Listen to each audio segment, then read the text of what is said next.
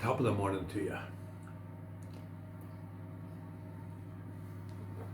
Good afternoon, everybody. We're just looking at a couple of Brian's steaks. Brian's shop is located in the nearby store on the lower Castlereagh Road, and down at the markets every, I think, Friday, Saturday, Sunday.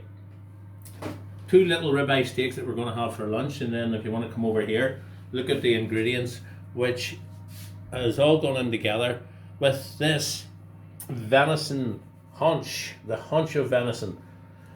There's all the ingredients. We're going to cook this slowly for a long time. Just have to season it and wrap it up and put it in the oven.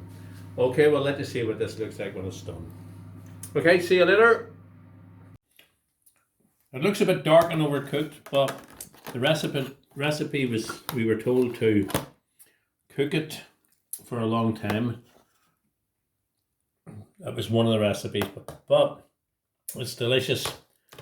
Tastes very gamey, and might have a bit of salad with it as well. But this is good. And thank you, Brian's Butchers, Castlereagh Road, in the nearby shop. And go down on a Friday, Saturday, and Sunday to Brian's stall at the market.